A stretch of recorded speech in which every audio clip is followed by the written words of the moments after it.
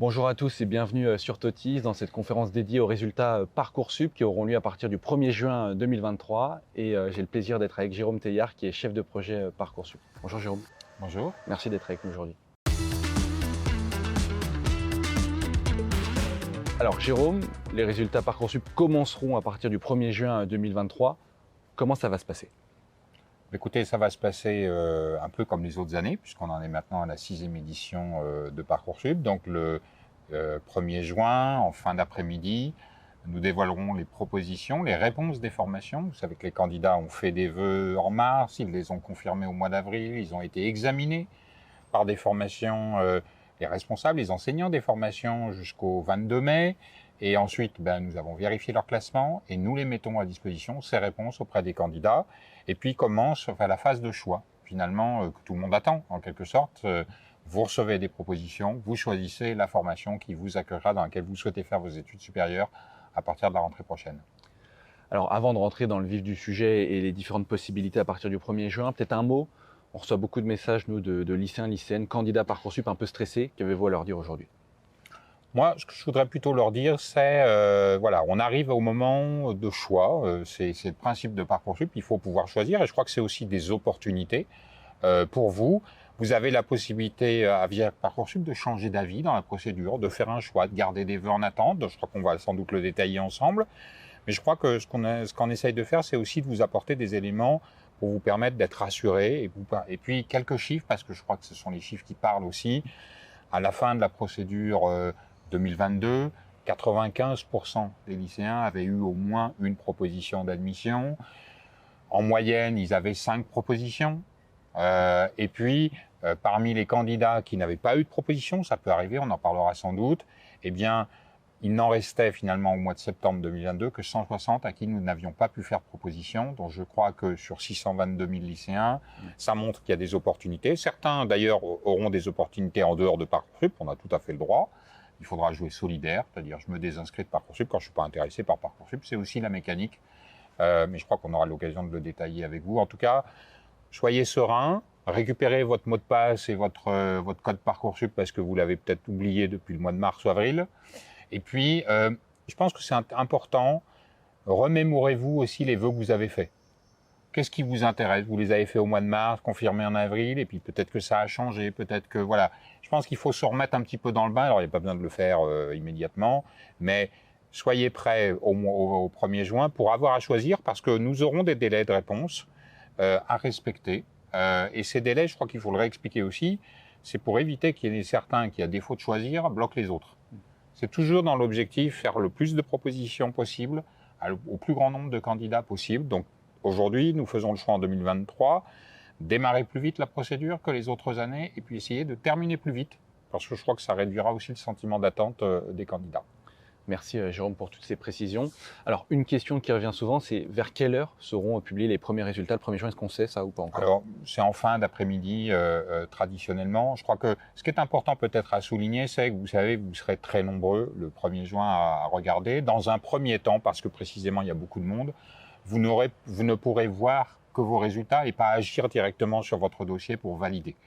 Mais on aura l'occasion de l'évoquer, il y a des délais à respecter, et en tout cas, vous n'avez pas besoin de vous précipiter le 1er juin, vous pourrez tous consulter les résultats, et puis un peu plus tard dans la soirée, quand un grand nombre se seront finalement reportés sur d'autres activités, vous pourrez commencer à interagir sur votre dossier pour décider finalement si vous choisissez d'aller dans une formation, si vous y renoncez.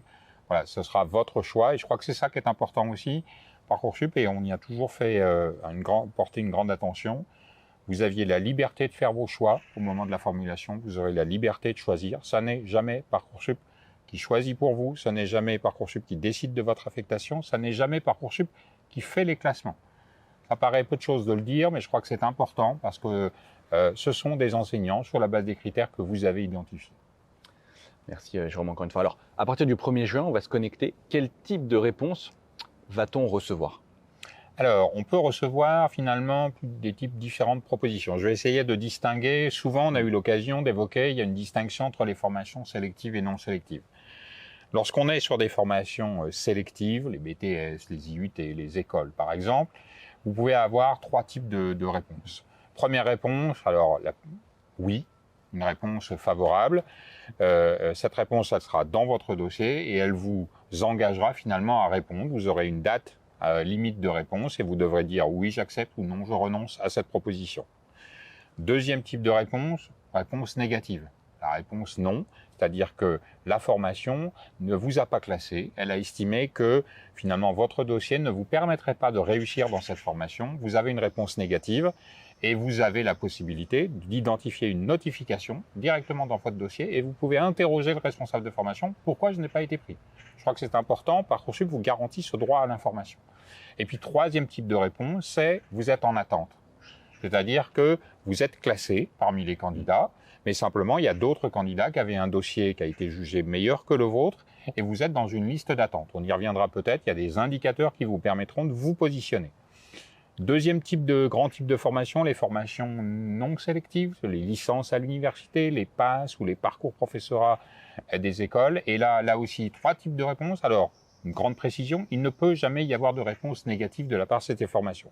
Vous avez la réponse favorable, oui, de la même manière. Vous avez une réponse en attente, de la même manière, vous êtes sur une liste d'attente et on vous affichera des indicateurs dans votre dossier.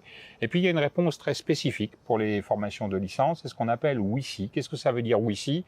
C'est une réponse favorable, vous êtes accueilli, mais moyennant une forme de contrat.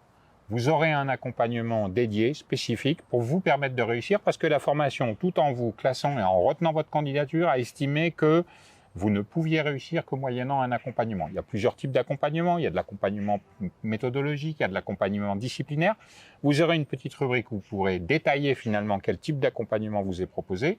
Et là, encore une fois, vous avez à choisir. J'accepte cette proposition, je refuse cette proposition. Si vous l'acceptez, vous êtes engagé finalement à ce contrat qui va vous permettre de vous accompagner. Peut-être que le terme ne vous semble pas forcément alléchant, mais je crois qu'il faut vraiment le prendre comme une opportunité pour des candidats. Et je crois que c'est important parce que ça peut répondre à certains, et je sais que c'est parfois aussi une angoisse des lycéens. J'ai fait des choix d'enseignement de spécialité, puis j'ai changé d'avis et d'opportunité. Ben voilà, si vous êtes pris dans une formation qui n'était peut-être pas directement celle sur laquelle vos études vous avez conduit, mais pour autant vous êtes accepté, eh bien la formation a repéré peut-être des faiblesses, ou peut-être en tout cas des points qui doivent être travaillés pour vous permettre de garantir la réussite, parce qu'encore une fois, que ce soit la procédure Parcoursup ou l'ensemble des formations d'accueil se présentent sur Parcoursup, notre seul objectif, c'est de vous permettre de réussir vos études supérieures, plus que de réussir Parcoursup finalement. L'enjeu, il est vraiment là, il ne faut jamais perdre de vue cet enjeu, réussir ses études. Quand je reçois un oui sur Parcoursup, par exemple le 1er juin, quel délai vais-je avoir pour valider ou non un vœu? Alors, il y a des délais, vous les verrez, ils sont affichés, il n'y a pas de mystère. Hein. Tous les délais sont affichés. En face de chaque proposition, vous avez un délai, une date limite. Première étape, je crois, et puis passons au-delà même du 1er juin, j'y reviendrai, mais au-delà du 1er juin, en fait, finalement, vous recevez les propositions le matin et vous recevez une alerte SMS, vous recevez une alerte dans votre messagerie intégrée Parcoursup, dans votre messagerie personnelle. Je crois que c'est ça qui est important. Et elle vous donne la date à respecter. Quand il vous reste plus que 24 heures, eh bien, vous avez une alerte SMS qui vous est adressée en disant il va falloir choisir. Et puis, je le dis aussi parce qu'il y a sans doute des parents, peut-être qui nous écoutent. Pour les parents, lorsqu'ils ont renseigné leurs coordonnées de mail et de portable dans le dossier de leur enfant, eh bien, ils vont recevoir les mêmes informations que leur enfant. Et je crois que c'est un élément important parce que pour se rassurer tous collectivement, c'est important d'avoir tous la bonne connaissance du délai à respecter. Alors, vous avez parlé, quel délai à respecter? Eh bien, si vous recevez une proposition d'admission, soit le 1er juin, donc en fin de journée, soit le 2 juin, le vendredi matin, vous aurez jusqu'au dimanche soir, 23h59 heure de Paris, pour répondre. Si vous recevez une proposition le 3 juin, on est le samedi, eh bien, vous aurez jusqu'au lundi soir pour répondre. Pourquoi? Parce qu'on a souhaité que, au début de la phase d'admission, là où il y a beaucoup de propositions qui sont envoyées, eh bien, les candidats puissent tous avoir aussi bien un temps avec leur famille pour choisir, et puis un temps aussi pour interroger leur professeur principal, leurs enseignants, ou de voir des copains, moi je sais pas, dans leur cadre de lycée, parce que je crois que c'est important d'avoir ces deux sons de cloche finalement en quelque sorte qui peuvent vous aider à réfléchir. Donc dans tous les cas, vous aurez l'information qui vous est apportée, vous aurez des alertes, et puis une fois qu'on a passé finalement ce 1, 2, 3 juin, et bien ensuite c'est toujours la même mécanique, c'est-à-dire que vous recevez une proposition le lundi, par exemple on est le 5 juin, vous la recevez le lundi 5 juin, et bien vous devez répondre avant le mardi 6 juin, 23h59, heure de Paris. Et cette mécanique va se poursuivre jusqu'au 6 juillet. C'est le 6 juillet qu'arriveront les dernières propositions de la phase principale. Et il faudra répondre avant le 7 juillet, 23h59. C'est le principe de Parcoursup. Merci Jérôme pour tous ces éléments. Alors à partir du 1er juin, si on est en liste d'attente, quel type d'éléments, quels éléments va-t-on avoir à notre disposition? Alors, quand vous avez un vœu qui est en attente identifié dans votre dossier, pour chaque candidat, on fait apparaître finalement une petite tableau de bord qui va vous permettre de vous situer. Premiers éléments, vous avez des éléments d'information sur la liste d'attente. Combien il y a de candidats dans la liste d'attente et à quel rang vous êtes placé dans la liste d'attente. Évidemment, dans la liste d'attente, c'est une position qui évolue chaque jour. Et dès les premiers jours de Parcoursup, ça va évoluer très vite. Donc, suivez votre dossier Parcoursup et puis ne vous inquiétez pas trop par je suis 3500e, et bien parce que ça va évoluer très rapidement. Deuxième élément, vous avez des éléments d'information sur votre classement. C'est important aussi.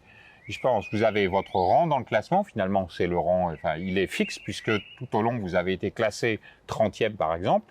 Et puis, vous avez à la fois combien il y a de candidats dans ce classement. Vous avez l'information, quel est le dernier candidat du classement qui a reçu une proposition d'admission. Et puis, vous avez une information très importante qui est quel est le rang de classement du dernier candidat qui a été admis en 2022. Pourquoi cette information est importante? Parce qu'elle vous permet finalement de relativiser les choses. Imaginons, je reprends une situation, Isabelle, elle est 63e sur le classement, mais l'an dernier, le dernier qui a été pris dans le classement, il était 150e. Eh bien, je crois que si Isabelle n'a pas reçu dès le 1er juin une proposition d'admission, ça peut être de nature à la rassurer. Ça montre que son classement est meilleur, bien meilleur que celui qui a été le dernier prix de l'année précédente, et donc qu'elle peut être plutôt sereine, elle recevra une proposition dans les jours à venir. Et chaque jour, vous verrez évoluer ces indicateurs. Je crois que c'est l'esprit, vous permettre de suivre votre position et vous permettre de faire des choix. De savoir quand vous gardez un vœu en attente ou parce que, je reprends la situation d'Isabelle, Isabelle est 3500e, le dernier qui a été pris était 600e. Eh bien là, c'est l'inverse. Je crois que ça donne une indication aussi à Isabelle en disant, pour ce vœu-là, c'est une situation dans laquelle j'ai très peu de chance, voire je ne serai jamais appelé. Et donc, au moment où elle sera amenée à choisir, je crois que c'est un élément à prendre en compte. Effectivement. Tout en rassurant quand même, parce que nous, on a beaucoup de lycéens qui, le premier soir, nous appellent en nous disant « mais je suis 30 dernière, le dernier admis ». Ouais, je crois qu'il faut pas prendre les informations au pied de la lettre. Je crois qu'il faut laisser aussi les choses. De toute façon, ne précipitez pas ce type de décision dans les premiers jours. Ça évolue beaucoup.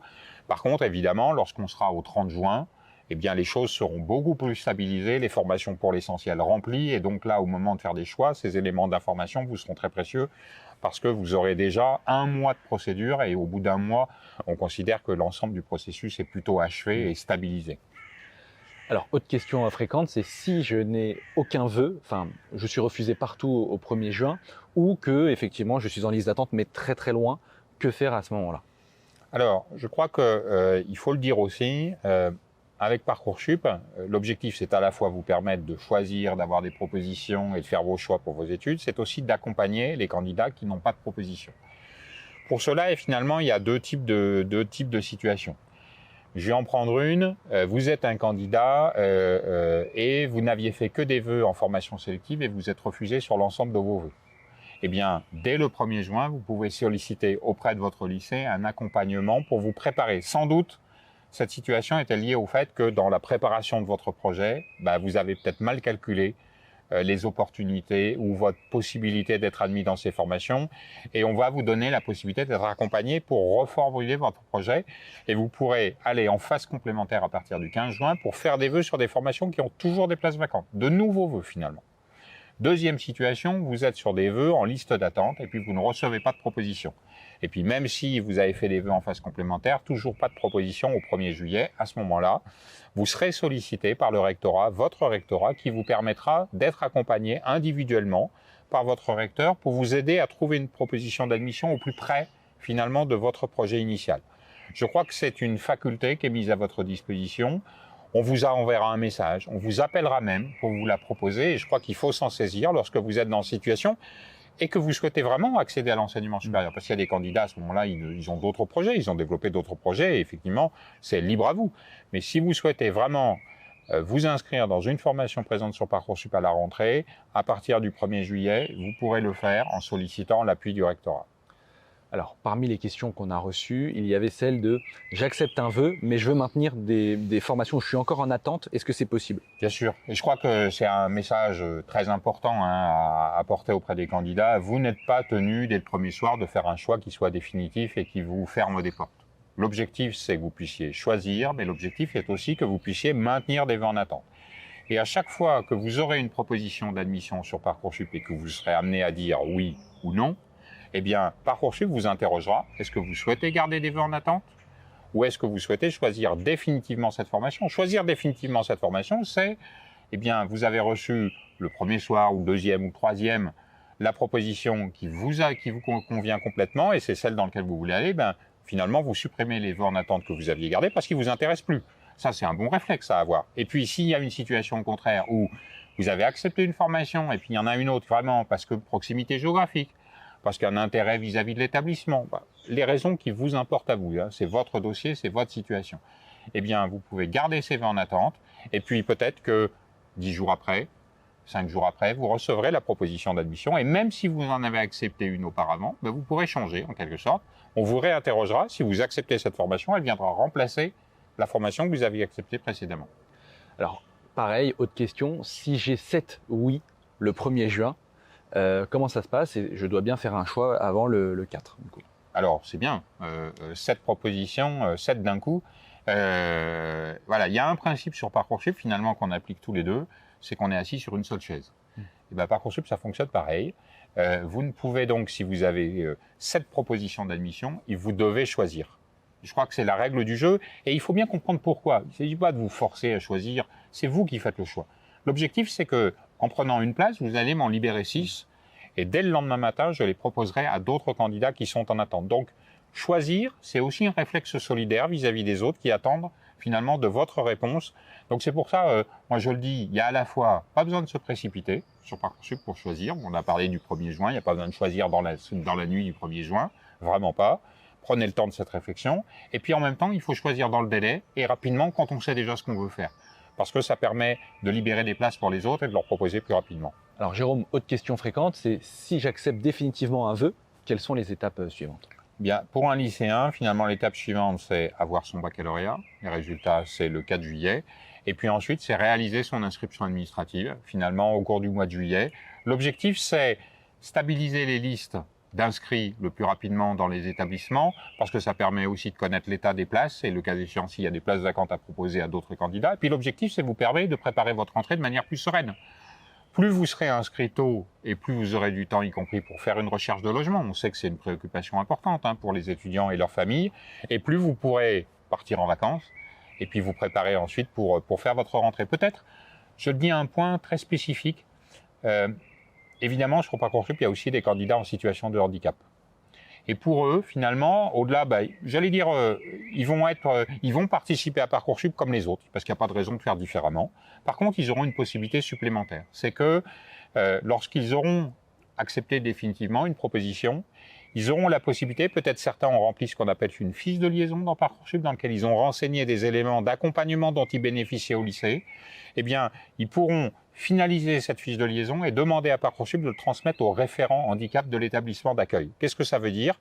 Ça veut dire qu'à partir de ces informations, eh bien, le référent pourra entrer en contact avec eux et finalement préparer leur rentrée plus tôt, connaître finalement l'accompagnement qu'ils ont eu, engager le dialogue pour que la rentrée de ces candidats qui ont des besoins spécifiques soient mieux prise en compte et que ça se déroule plutôt qu'ils les connaissent au dernier moment. Je crois que c'est aussi un élément que nous avons travaillé avec les associations du secteur de handicap pour que tous les étudiants, futurs étudiants en situation de handicap, puissent, comme les autres, préparer leur rentrée, puissent, comme les autres, faire des études dans lesquelles ils vont réussir.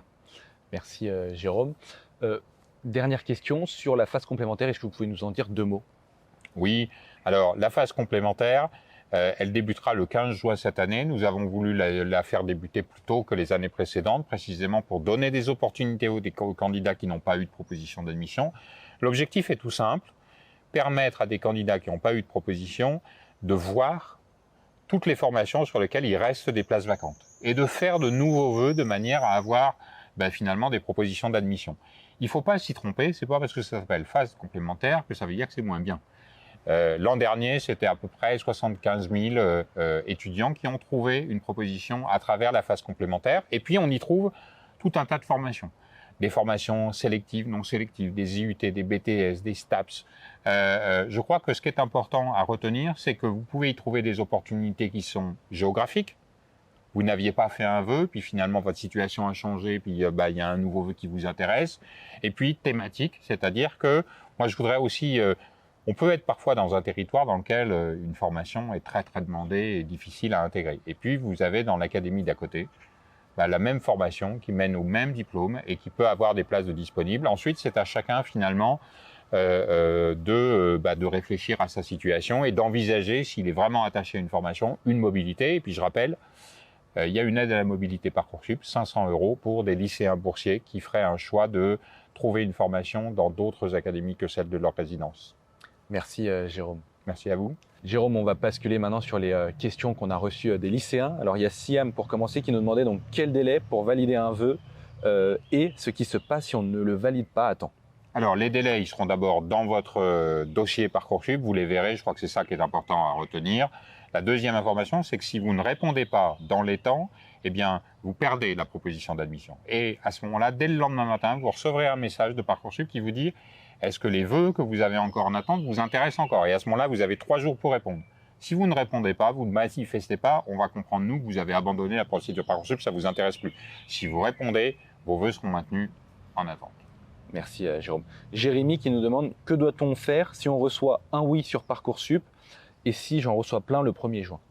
Eh bien, si on reçoit une proposition d'admission, un oui, vous avez la possibilité de choisir je l'accepte ou je renonce. Et si vous avez plusieurs propositions en même temps, eh bien, vous devez faire un seul choix, le choix d'une seule formation et vous libérerez ensuite les places puisque je récupérerai les autres et je les proposerai à d'autres candidats.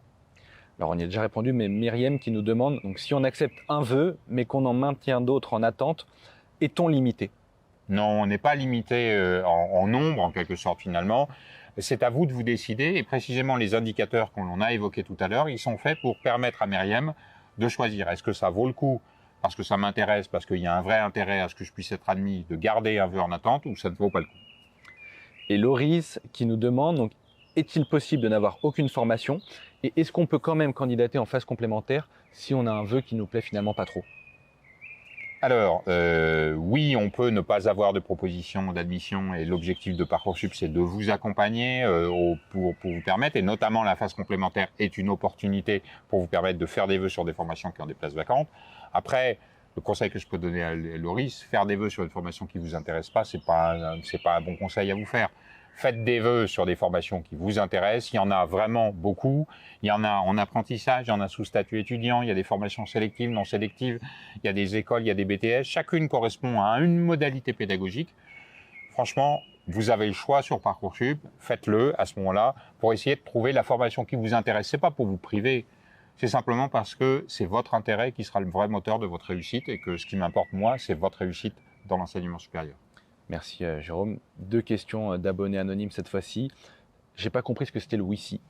Alors le WICI, c'est une modalité. D'abord, c'est une réponse positive. Je crois que c'est ça qu'il faut retenir. La deuxième étape, c'est que c'est une réponse positive formulée par une université qui dit « oui, je vous accepte », mais moyennant un accompagnement que vous allez devoir suivre. Et cet accompagnement, il est fait pour renforcer vos acquis, vos méthodes, vos compétences de manière à réussir. Je crois que la formation Examinez votre dossier, elle considère qu'elle peut vous accueillir, mais elle considère que vous devez être accompagné pour réussir. C'est ça le sens du WICI. Merci Jérôme. Et pour l'année de césure, on avait reçu une toute dernière question. Quelle démarche? Alors, l'année de césure, vous savez, vous avez dû remplir au mois de mars une information. Êtes-vous intéressé par la césure ou pas? Lorsque vous accepterez définitivement une formation, c'est celle qui vous plaît, eh bien, nous transmettrons cette information à l'établissement et vous devrez entrer en contact avec lui pour finalement passer une convention de césure. Parce que vous avez un droit de demander la césure, l'établissement, lui, a une obligation de regarder, mais il peut répondre oui ou non. Et une fois que vous avez signé cette convention, vous êtes un étudiant inscrit dans cette formation, vous pouvez partir en césure, et si l'année d'après, vous voulez revenir finalement dans cette formation que vous aviez quittée, eh bien, votre place sera gardée au chaud sans que vous ayez besoin de passer par Parcoursup. Merci Jérôme d'avoir répondu à toutes nos questions. Je vous en prie. Bon courage à toutes celles et ceux qui s'apprêtent à recevoir leur première réponse à partir du 1er juin. Et en tout cas, on se retrouve très prochainement sur Totis. Au revoir. Merci à tous, au revoir.